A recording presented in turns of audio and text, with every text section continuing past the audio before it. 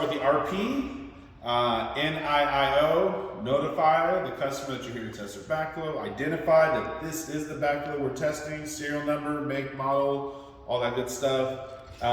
Inspect, we're making sure it has all the test cocks, making sure shut-off valves are in order, nothing discharged or anything, and then observing the backflow throughout the remainder of the exam.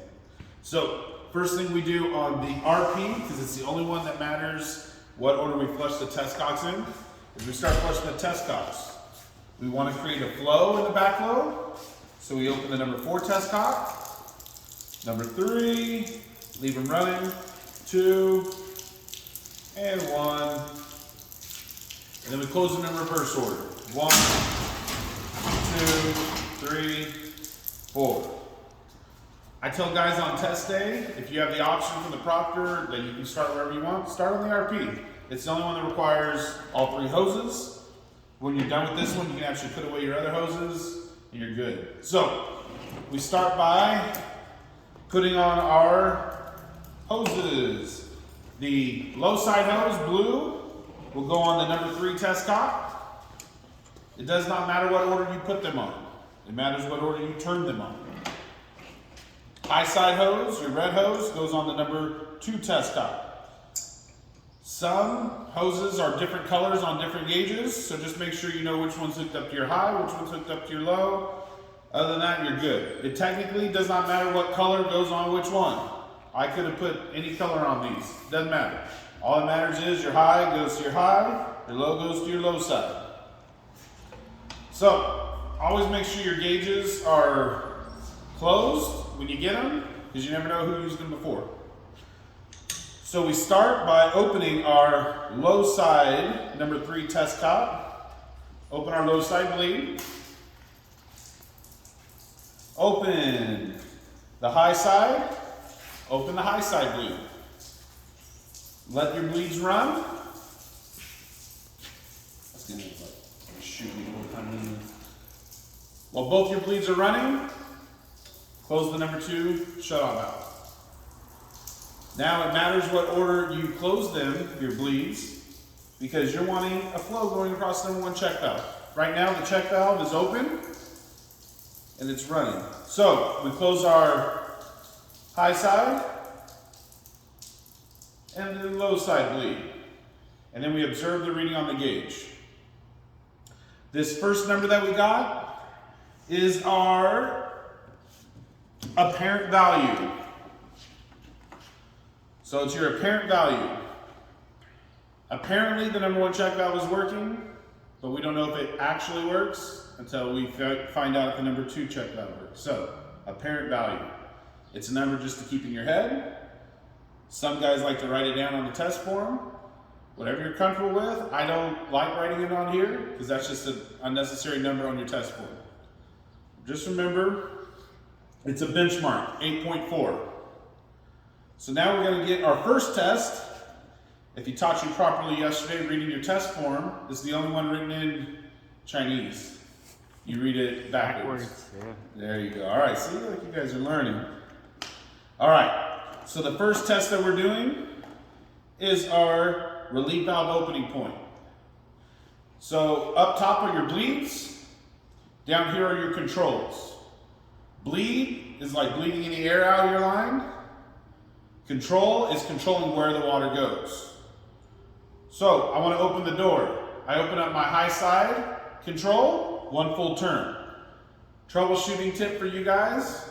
Once you open that high side control, that red valve down the bottom, don't touch it again for the rest of the test. Okay? A lot of guys will start closing stuff in it. Just leave it open. So I now have made a way to send high side pressure through my gauge into the backflow. So the first test is trying to get this relief valve to open. The relief valve is always trying to open, but high side pressure is always closing.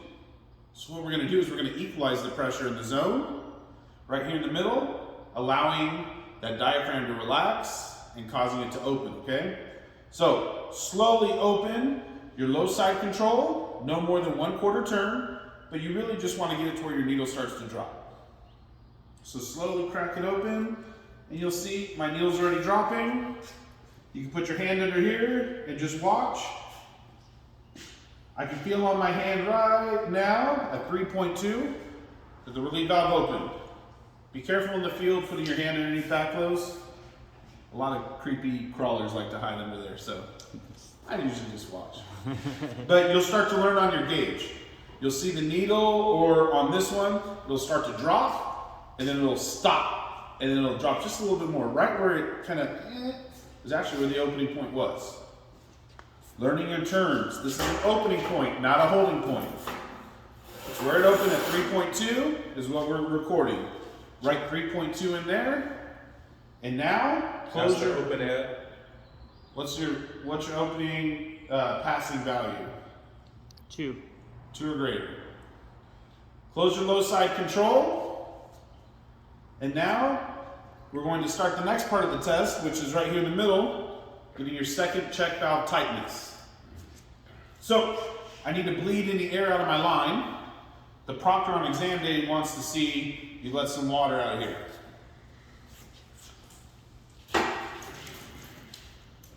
So let the air out.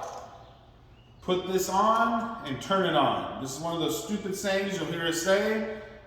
We say it for a reason. Put on, turn it on. You got to create opening up doors, right? So put it on, turn it on. Now, we need to reestablish our gauge. So you notice how my needle's still down from where I had my opening point? Anytime we're rehooking stuff up, we need to recharge our gauge. So open it up. We just want it to get back up above our apparent value. Okay. Notice, this is still open, right? I still have the door open, sending water out, pressure out. I'm now going to send pressure from the high side into my gauge, out my high side, out through my vent or bypass control, onto the back side of that check valve. Check valves are always trying to close. So what I'm going to do is make sure that that check valve is closed by releasing high side pressure onto the back side of that number 2 check. Your needle it could drop a little bit, but it should stop. That told me that it closed tight. There's only 2 options, close tight or leaked. If you see it go down to the opening point, we know that it leaked, but it held tight. So we're good. One more step. Now we just got to get the number 1 check valve reading. This one's real simple. All you do is open your bleed, close it, and it'll sit back down about 8.4, 8.6. What's the passing value for that one? You guys remember? 5 or more. 5. Remember, it's Chinese. It's the only one that's completely different than everything else. 5. 5 or greater, 2 or greater on the opening point. When you open this low side control, your bypass control, leave it open for the rest of the test. Troubleshooting, leave it open for the rest of the test. Okay? Just keep that in mind. Once you open that, leave it open. Once you open this, leave it open. No touching. You touch it, I pull out my knife, cut you, and then you'll remember. All right, and you got it all on video, so you know. All right, I have all my values for the RP. I cannot change the outcome of the test at this point. I put my gauge down. Does not matter what order you turn this off or take it off. All that matters is that you do completely take everything off.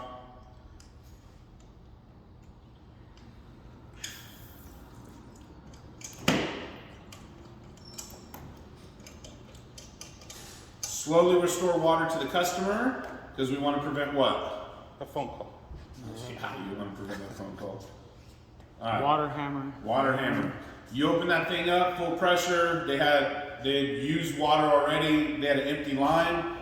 You can cause a nice little water hammer effect and blow out some pipes. Have fun with that one. Just the FYI, under the right conditions, water hammer can increase 10 times the incoming water pressure. Wow.